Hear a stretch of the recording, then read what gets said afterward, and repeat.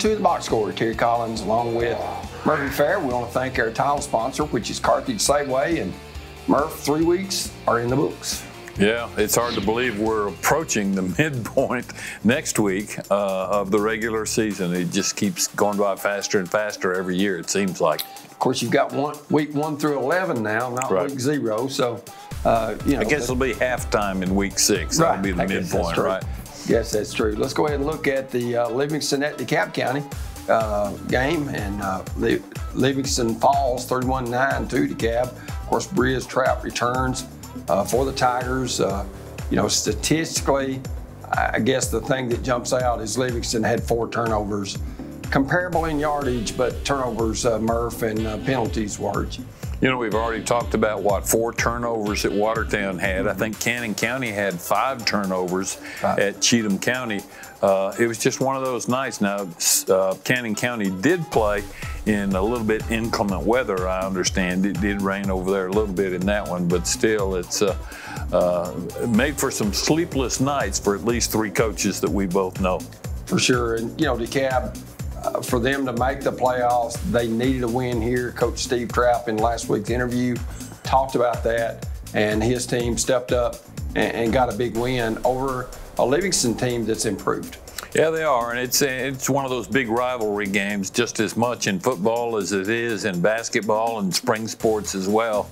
There's a lot of emotion on the line when those 2 teams get together, and I watched a good bit of that game on TV, and both teams showed a lot of promise, but DeKalb was much more consistent with its overall attack than Livingston was.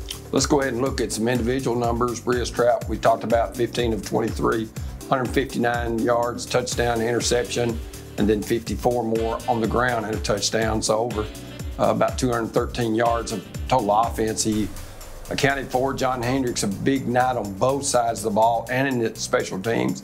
He had 6 receptions for 54 yards, 43-yard kickoff return, a defensive interception, a fumble recovery, and then Jordan Parker, who had played quarterback against Smith County, once Trapp got hurt, goes back to his wide receiver position and gets 6 receptions for 98 yards and a score.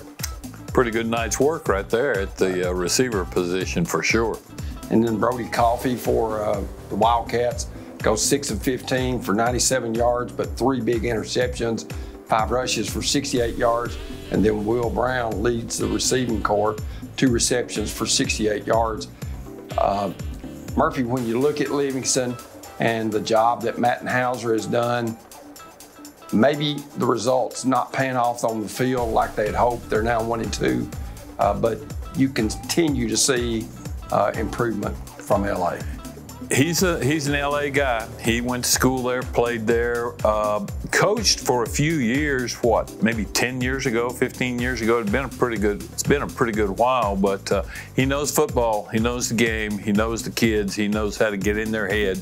And I think Livingston football is starting to turn that corner, even though they're still hurting a little bit, trying to get a mark in the win column. Let's go ahead and look at the Cannon County at Cheatham County.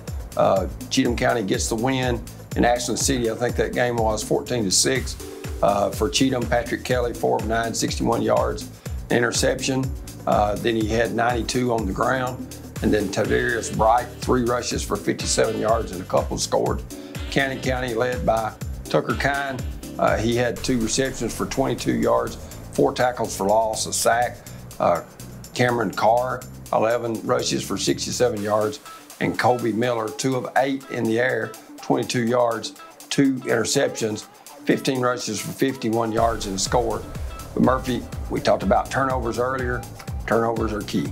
Yeah, and those offensive numbers are not a whole lot to brag about. Just not big numbers there like we've been accustomed to seeing in some of the earlier games. And I know Coach Daniel is not happy with that kind of output. That, by the way, was Cheatham County's first win of the year. Right. Let's go ahead and look at Gordonsville traveling to Hartsville against Strasser County.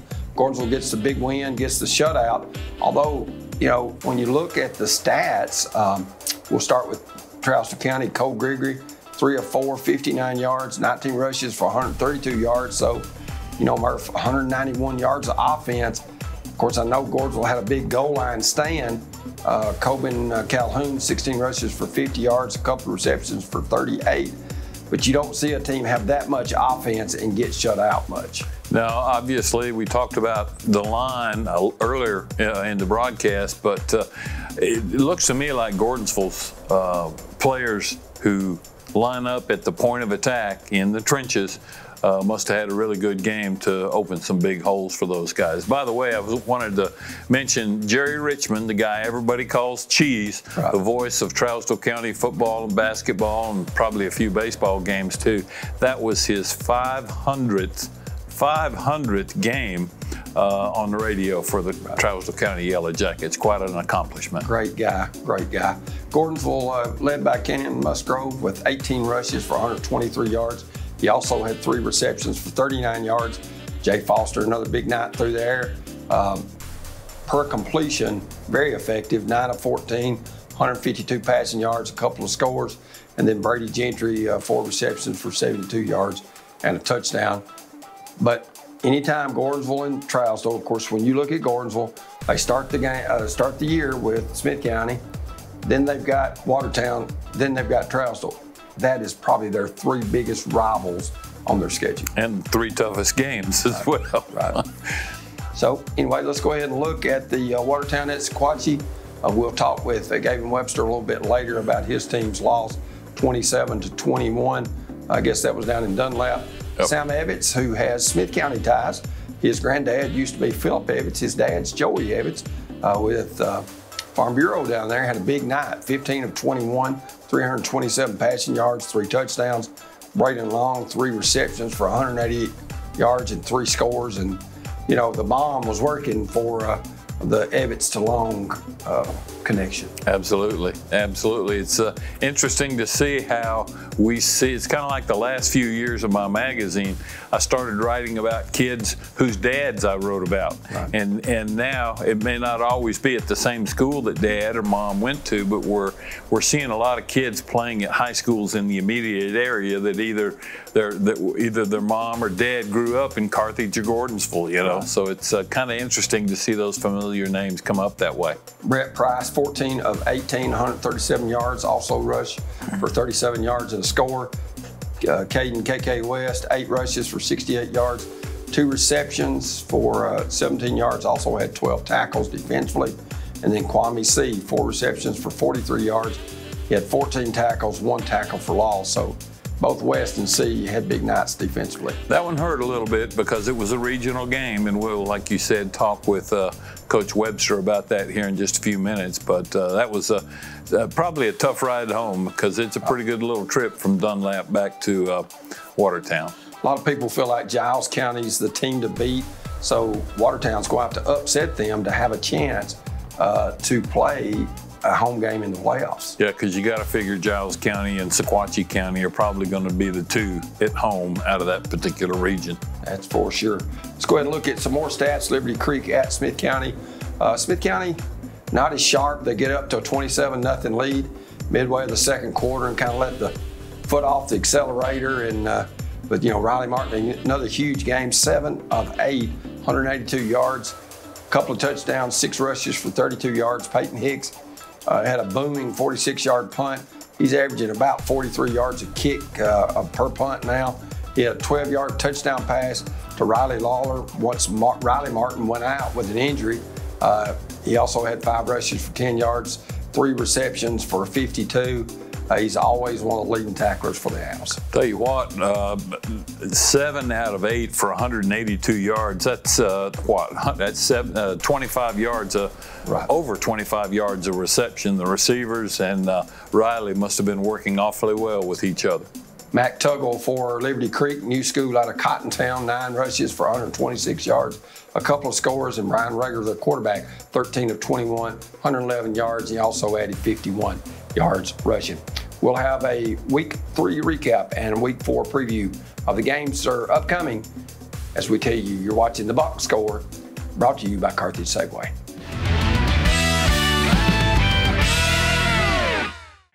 Your trusted friend for all your grocery needs in Smith County is Carthage Safeway, your home-owned and home-operated supermarket. From the delicious USDA steaks in their meat department to the freshest produce around, Carthage Safeway is proud to serve you and your family. Todd and Angela Skurlock and everyone at Carthage Safeway are always there with a friendly smile and a helping hand. Great service, prices, and selection. That's Carthage Safeway, 80 Dixon Springs Highway, Carthage. Hello, I'm Bruce Daniel. I've lived in Cannon County all my life. For the last 59 years, I've only made it across the highway. I married my wife, Melody, in 1981. We hauled our first load of freight in 1983 with one truck and a couple old barred trailers. We found a way to make it. Our employees are the backbone of our company. Some of our team members have been with us for more than 30 years. Nearstar Middle Tennessee Mines in Gordonsville is hiring. We have open positions for Chief Geologist, General Mine Foreman, Mine Engineer, Graduate Mining Engineer, Electrical Superintendent, Mobile Superintendent, Mine Supervisor, and more. We offer competitive wages, excellent benefits, PTO, holiday pay, exceptional 401k, and lots more. Make the most of your future and your career. Join the excellent team at Nearstar Middle Tennessee Mines in Gordonsville.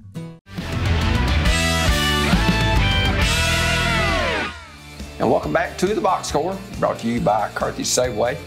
Justin Malden always doing a great job for us on short time because we had the holiday weekend this weekend. But Murphy, as we look at these region scores, a few of those are region battles. Still some non-region games going on, right. But things are beginning to get important when you look at who's going to make the playoffs. Absolutely. Regional schedules are upon us and should be some pretty good games tonight. Region 4 1A, let's take a look at that. Sonic Carthage bringing you those scores. Clay County in a border war not far between Gainesboro and Salina, probably about 22 miles. Clay County gets the big win, 47-7. Red Orange Springs sprints by Pickett County, 46-0. Whitwell gets the 35-8 win over Joe Burns, and we talked about earlier, Gordonsville over Charleston County. Any of those jump out? Yeah, the top one there, Clay County and Jackson County. Clay County had really struggled in their first two games, and I thought Jackson County was a little bit better team than what that score might indicate. I didn't see a 40-point difference between those two teams, but obviously that's what they had. Right. Let's go ahead and look at the Region 3 2A games. Sonic and Carthage bringing those scores. East Robertson, a big win at Monterey, 20-7. Westmoreland over White House Heritage, 35-14. Of course, East Robertson, Monterey now in the same region. Clay County, as we said, over Jackson County, 47-7. Smith County wins 47-28 over Liberty Creek, and Gordonsville over Charleston County, 14-0. Again, not a whole lot of surprises there. Just, good Upper Cumberland football in just about each one of those games. Let's go ahead and look at Region 4 2A. Sonic and Carthage bringing those scores. Giles County gets the win over Fayetteville, 44-20. Marion County over Chattanooga Central, 37-15. Forest, a big win over Community, 49-8. Huntland beats Cascade, 21-14. And Cheatham County over Cannon County, 14-6. Yeah, it's it's interesting that Giles County is right on the Alabama border, just about. But it's I talked to Coach Webster, about them getting a travel award last week, but I think Giles County gets it every week because they're coming halfway up the state of Tennessee from Alabama to Kentucky. Let's go ahead and look at the Region 4 3A scores. Sonic and Carthage bringing us those. Grundy County over Lookout Valley, 42-6. Forest beat Community, 49-8. Giles County beats Fayetteville, 44-20. Of course, that's right on, I think, Highway 64. And then Sequatchie's big win at home over Watertown. Yeah, I think we've already seen every one of these on one of the other graphics. Yep. Let's go ahead and look at Region 4 4A. Stone Memorial beats Cumberland County in the Battle of Crossville. Cookville beats White County. That's always a big battle out Highway 111. Upland up 14-0 at half. Holds on to beat Macon in Lafayette 14-7 to grab County the upper hand in that region. Of course, there'll be a lot of close games there, and by no means is Upman the region champion, but going on the road and getting a win, Murph, is big. Yeah, and that tells you how good the defense is on both of those teams, I think, because both are very capable, Upperman and Macon County, in putting a lot of points on the board, but only 3 touchdowns between the 2 schools all night long leads me to believe that it was a defensive struggle. Definitely was. Let's go ahead and look at some other scores of interest. Lebanon rebounds after the loss to Upman, gets the win over Warren County 35-13. Riverdale Beach, a game that I got to see on TV. Of course, Caden Powell, the quarterback for Beach, and Riverdale kicks a field goal there about midway of the 4th quarter and wins it 16-14. Alcoa 44, Tottenville, New York 6. They probably only, I don't know if they drove that, Murphy. That would have had to have been a long ride. I would say so. Even if you were in the southern part of New York. And then Daniel Boone over Davy Crockett. That's the Musket Bowl when Boone and Crockett get together. The one that surprised me, I guess, was Riverdale Beach. I think the lead changed hands 3 or 4 times in that ball game. It could have just as well been the other way, but Riverdale needed that one. I think they go to Haywood County this week, so they're going to have their hands full down there as well. I want to thank Sonica Carthage for bringing you all the scores. And now let's go ahead and look at what's ahead this week. You got Gordonsville playing against Joe Burns. It's a region game. Joe Burns has struggled. I don't see if Gordonsville plays that they're going to be challenged unless Clay County improves a lot. Yeah, the 2 teams are quite different in their attack, and that coupled with the fact that Tom Adkins, who coached at Joe Burns for a long time, played there as well. I think Gordonsville will run all over Joe Burns. That should be a 2 or 3 touchdown game easily. The next game, I think Monterey probably has its way with Clay County as well. And then Middle Tennessee Christian, they've got the same coach they've had for about 3 years now, a Florida native, Coach Tackett, and I think they'll romp and stomp over RBS. Go ahead and look at the Region 3 2A schedule. Of course, you've got Smith County traveling up to Lafayette for Macon County, and Murphy, that's always a big border rivalry. I believe last year the game in Lafayette ended in overtime. Seemed like Macon had kicked a field goal to begin overtime, or didn't score one, and then Smith County scores with Kylan Johnson sweeping around left end to get maybe that was a 6-point win for the Owls. But, you know, when you look at Kyle Shoulders and Matt Dyer, a long time Macon County assistant before he went down to Trousdale, these 2 teams very familiar with each other and have played some very close games over the last several years. Both communities are very familiar with each other too. When I first moved to Smith County in the mid-70s, they were still talking about games with Macon County in the 50s and 60s. They burned up Highway 10. Both of those teams did, going back and forth facing each other, and that'll be a packed house, no doubt. East Robertson, their speed, they'll travel to Sycamore. Republic at Trousdale County. Republic has struggled for the most part. Westmoreland at Jackson County, would think Westmoreland, with the way they're playing right now, could get the win, and then Clay County at Monterey. Not any real surprises there. I may wind up in Lafayette Friday night. That ought to be a rip snorter, I think. Yeah. Let's go ahead and look at Region 4 2A.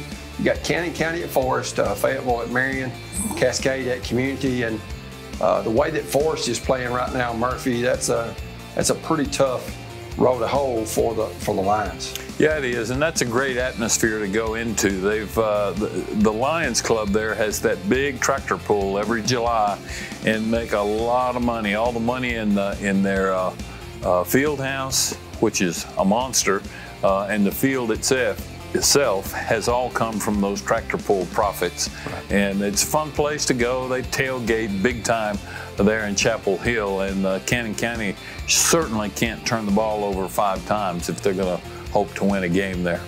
Fayetteville and Marion, I would think Marion's got the upper hand there.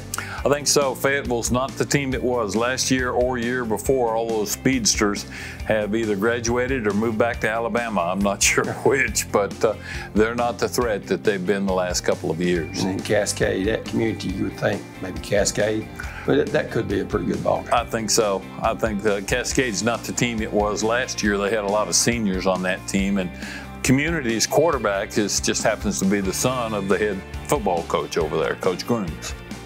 Region 4, 3A, looking at those, DeKalb County at Watertown. That's our Huff and Puff Trucking Game of the Week on DTC Sports. South Pitt at Sequatchie. Sequatchie much improved. I think they're undefeated. I got a big win over Watertown last week. That should be a good one in the Valley. I think so.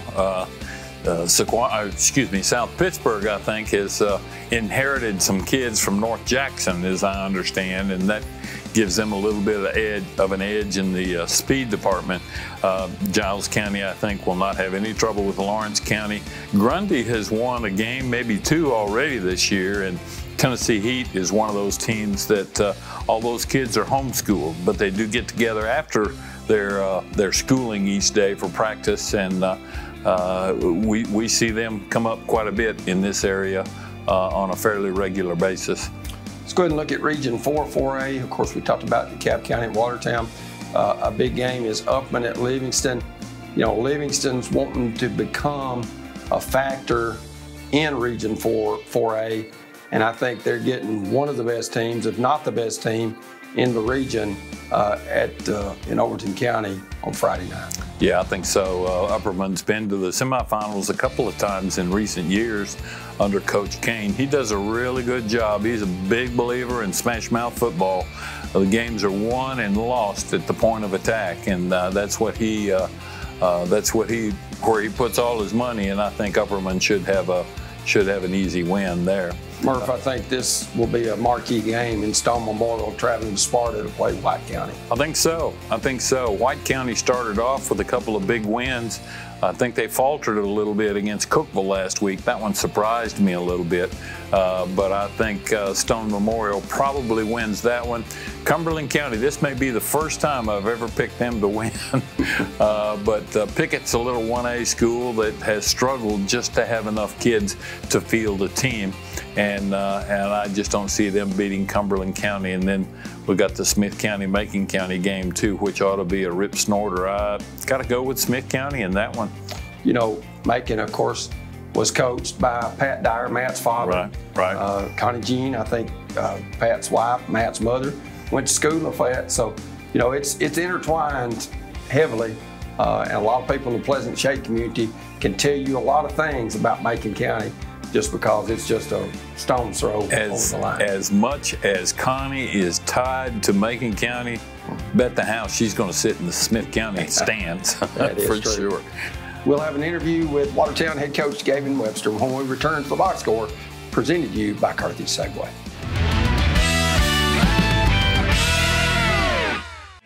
Community Wellness Clinic is a nurse practitioner-owned and operated full-service medical clinic. Our emphasis is on good health and wellness throughout every generation of your family. We strive to provide the expert quality of care that our patients deserve and expect. Along with primary care services, we also offer a full complement of urgent care services. Let us be your family's good health partner. Community Wellness Clinic in Woodbury. Phone 615-563-7515. Your trusted friend for all your grocery needs in Smith County is Carthage Safeway, your home-owned and home-operated supermarket. From the delicious USDA steaks in their meat department to the freshest produce around, Carthage Safeway is proud to serve you and your family. Todd and Angela Skurlock and everyone at Carthage Safeway are always there with a friendly smile and a helping hand. Great service, prices, and selection. That's Carthage Safeway, 80 Dixon Springs Highway, Carthage. If you're a commercial driver looking for a company to call home, Huff and Puff Trucking is the company for you. Our employees are professional and dedicated individuals that take pride in what they do. We offer an outstanding pay package with a dispatch structure that maximizes your home time. To learn more about a company that knows you by name and treats you like family, call us at 1-800-965-5033 or visit our website at huffpufftrucking.com.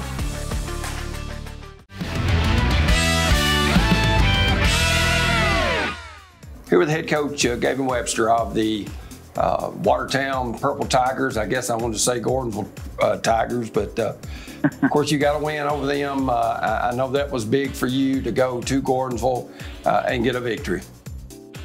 Oh yeah, it's always good when you can go over and get a victory. You know, Coach Maynard was always that way for the Livingston Academy game, Terry. He wanted to win that one more than any other game on the schedule. Right. Oh yeah. There's nothing like going home and getting a win on, especially on their field.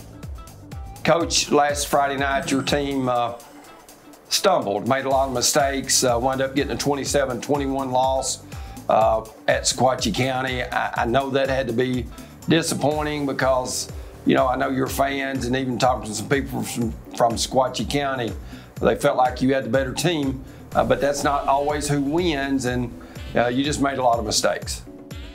We did. Hopefully, we've worked on it this week, got those things corrected, and, that's just one of those, like I said a minute ago, lessons learned. We talk about turnovers and negative plays all the time, and when you have that many negative plays, it's hard to, you got two teams that's pretty equal, or if one's better than the other, it's hard to win when you got that many turnovers, so, and mistakes. So hopefully we've done well enough job this week to get all that corrected and have a better game Friday night. Gavin, I'm curious with the new regional alignment, Sequatchie County, that's a pretty good little trip to Dunlap, Grundy County, Giles County. If you're not playing them this year, you're playing them next year, and I would imagine your travel budget got increased considerably this year. Yeah, really, it was about an hour and 40-minute drive, but it wasn't that bad a drive of the night, Of course, the main thing is being able to get buses, when you need buses and enough time to play at 7 o'clock. And fortunate for us, with our school time went back, we start school at 7:30 and get out at 2:30. That helped us. I would hate to know, if we didn't get out till 3, couldn't leave till 4:30 or a little bit later, than having to charter a bus and stuff like that. So it worked out. I think we left the other day about 3:45, and was able to get there about 5:30, 5:35, something like that. And so the drive wasn't that bad. Only other long trip we got is go to Community last game of the year. We got Giles and Grundy at home, so we'll have to make the long trek next year. Sequatchie is one of those smaller schools that have incredible facilities. I think I'm right in saying they have artificial turf on their field, and it's got to be a nice experience for your kids to play on a field like that. Oh, hey, their field, it's just a phenomenal atmosphere, Their field, turf, got the old, concrete bleachers around, and, of course, you're surrounded by the mountains on both sides. It's just a beautiful setting. So, I really enjoyed, Other than going there and taking the loss, it was a good trip and, just nice facilities. Coach, unfortunately, that was a region loss for you. And, yes, you can still get a home playoff game, but another loss in the region, then in all likelihood you wouldn't get to host and have to be on the road for the first round of the Class 3A playoffs. That is correct. We talked about that last week. We control our own destiny and everything, and if we talked about getting back on top and hosting playoff games, because we're a year removed. We didn't make the playoffs last year, so we're a year removed from making the playoffs and hosting. So, we haven't, be honest with you, we have not had a road playoff game since I'm trying to get my math right, 2016, I think, is the last time. So 18, 19, 20, 21, all their playoff games were at home. So, to be able to do something like that is great, So, we're behind the 8 ball right now. So we do, having to host Giles, we got to win these last 3 region games. Coach, it seems the 5 teams that are in DTC's coverage area, for the most part, are experiencing costly injuries to some of their key players. What about the Purple Tigers? You guys staying healthy so far? Right now, knock on wood, we are staying healthy. Good. Coach, when you look at Brett Price, and he's your quarterback now, I know that he's used his feet, he's used his arm to be successful. He's got some good weapons out there. And it seemed like in the game against Sequatchie that you marched up and down the field, but you just didn't, once you got in the red zone, pay things off. Yeah, and that was all. We got in the red zone twice there in the first half and come away with points. And then the second half, like I said, we got in the red zone, lose 2 or 3 more times and come away with nothing, So that's a big letdown there, and of course all those, turnovers and everything. That's what happens. So gotta capitalize in the red zone if you want to win. Coach, you as a coach, I guess you don't dwell on those things because you really don't want to get inside their head. You have to address them.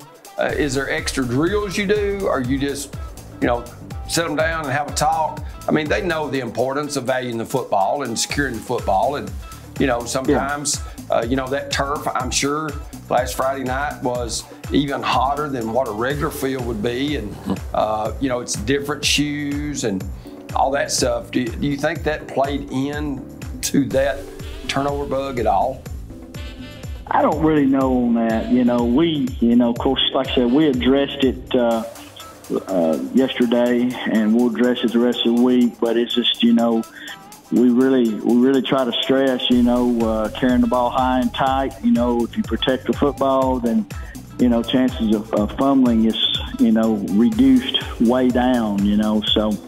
It's just one of those things, not really extra drills we do. We just, we talk about it and we stay on them about it. If we say them not, then, they may have to do something or, but that's about the extent of it. Gavin, it's the DeKalb County Super Bowl this week. Your arch rival in county, DeKalb County, you get them at your place this year. Does that make that much difference in that game, home field advantage? Nah, I don't think it. Well, it's like anything. Anytime you got a home game, I think it's to your advantage, So I would say yes on that. Gavin, when you look, these teams haven't played a lot against each other, but over the last few years have developed quite a rivalry in all sports. 2 schools not that far apart, from the DeKalb County line to Watertown High School. I don't know, maybe 2 or 3, 4 miles, not far. When you look at that, so these players know each other, these coaches know each other. Of course, Coach Trapp's been at DeKalb a long time. You've been at Watertown a long time.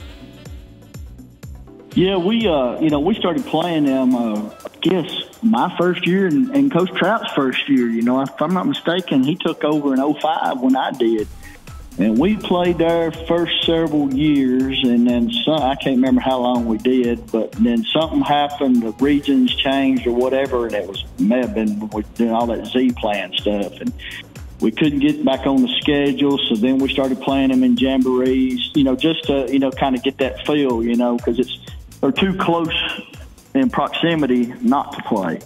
So we were able, after new alignments and stuff a few years back, we were able to get them back on the schedule. So it's one of those, DeKalb County, Wilson County, we're close to one another. It's just you hate not to play. So we do our best effort to try to keep them on the schedule.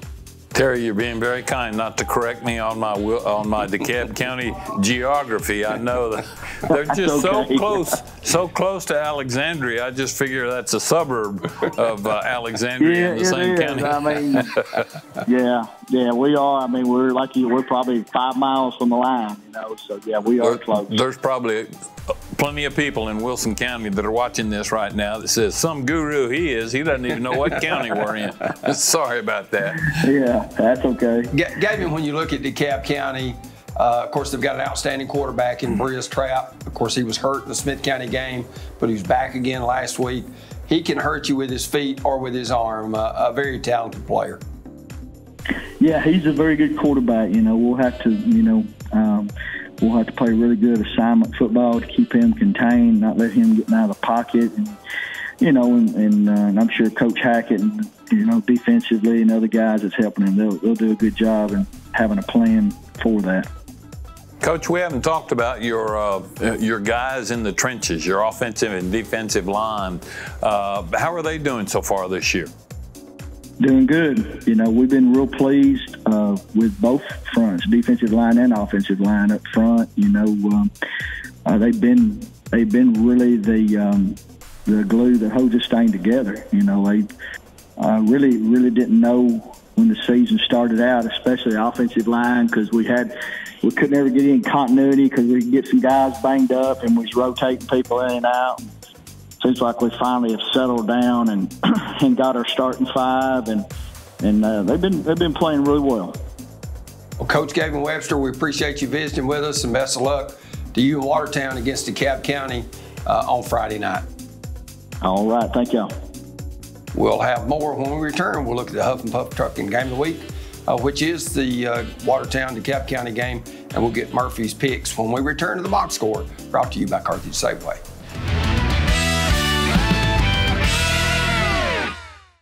Do you ever worry about the safety of your home when you leave? Or at night while you're sleeping? Then give your home a professional security makeover with help from DTC Security. For just $49.99, get a system with a touch keypad, 3 window or door sensors, motion detector, key fob, and standard installation. There's never been a better time to get started. Contact us and start your home's DTC Security Makeover today. Community Wellness Clinic is a nurse practitioner-owned and operated full-service medical clinic. Our emphasis is on good health and wellness throughout every generation of your family. We strive to provide the expert quality of care that our patients deserve and expect. Along with primary care services, we also offer a full complement of urgent care services. Let us be your family's good health partner. Community Wellness Clinic in Woodbury. Phone 615-563-7515. Nearstar Middle Tennessee Mines in Gordonsville is hiring. We have open positions for Chief Geologist, General Mine Foreman, Mine Engineer, Graduate Mining Engineer, Electrical Superintendent, Mobile Superintendent, Mine Supervisor, and more. We offer competitive wages, excellent benefits, PTO, holiday pay, exceptional 401k, and lots more. Make the most of your future and your career. Join the excellent team at Nearstar Middle Tennessee Mines in Gordonsville.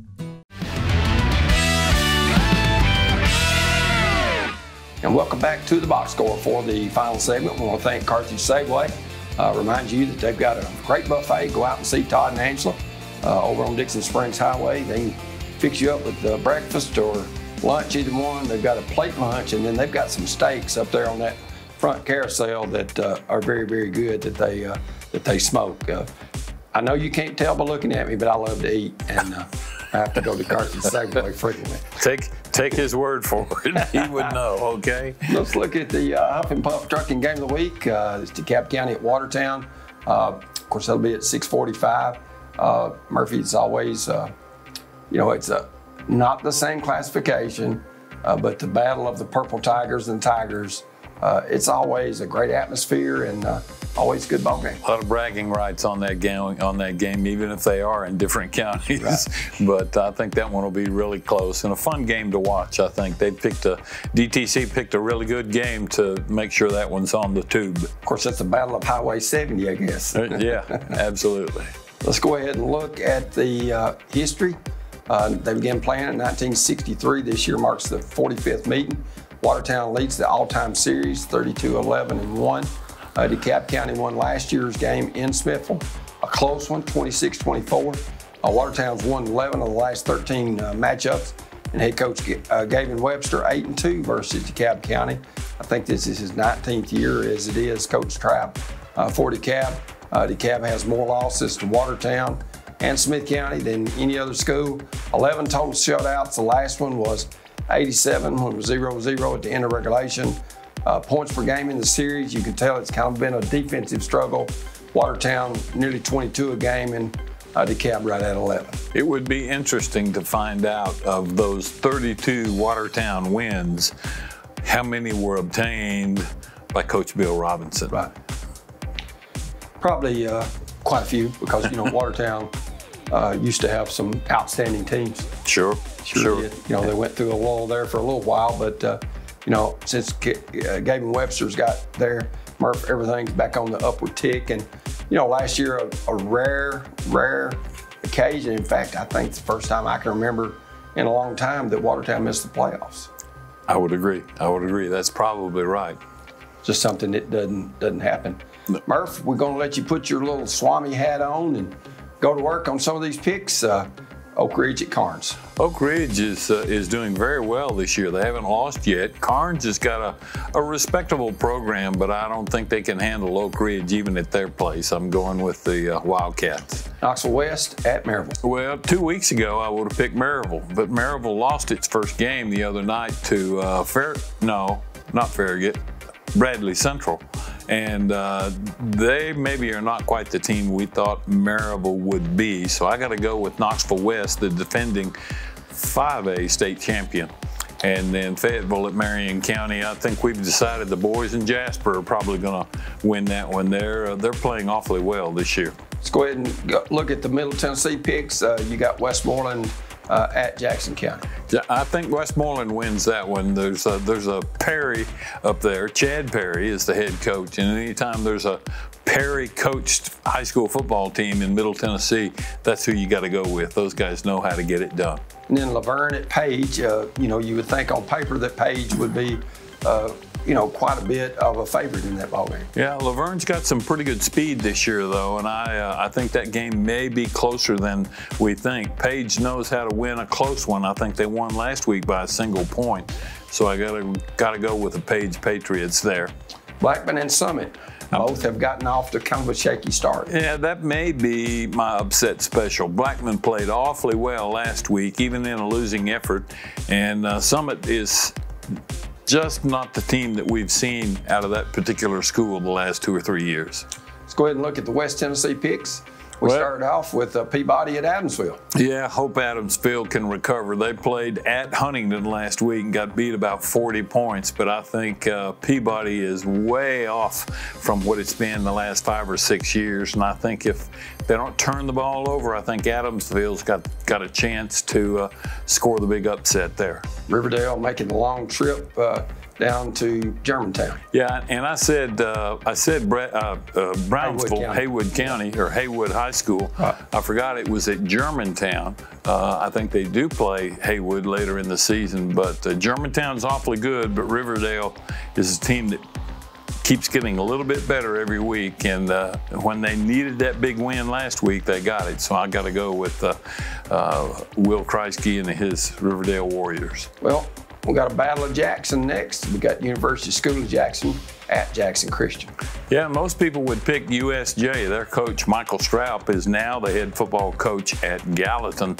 I think USJ is not the program that it was under Michael, and so I'm going with Jackson Christian. They're scoring a lot of points this year. Let's go ahead and look at some local picks. Gordonsville making the long trek over to Joe Burns, which is the other side of Springfield, which seems like it's a long way. Of course, the thing about that, if you go through Nashville and try to get to Joe Burns, you know, that's a long trip, or if you go the back way. There's no good way to get to Cedar Hill, I'm just telling you, because I've been both ways. But it'll be a good trip for Gordonsville. I think they'll come back with a nice win there. Smith County at Macon County. Well, that's a tough one to call. You know, one miscue by either team could be the difference in the ball game, but Smith County's playing awfully well, and I can't help but think that since his mom and dad both have ties to Macon County, that's one that he really wants to win, and I think he'll have the Owls ready for that one. Cannon County at Forest. That's going to be a tough one, tough place to go. Cannon County cannot put the ball on the ground like they did last week in Ashland City. I've seen Cannon County play twice, and they've got the weapons to be a pretty good team. If they can just keep from shooting themselves in the foot, they can pull one off here, and they need this one badly with them both being in the same region. DeKalb County at Watertown. Got to go with Watertown in that one, the hometown team. Should be a good one. We want to thank our fine sponsors. We want to thank Justin Malden. And for Murphy Ferrier, I'm Terry Collins. Good night on the Box Score.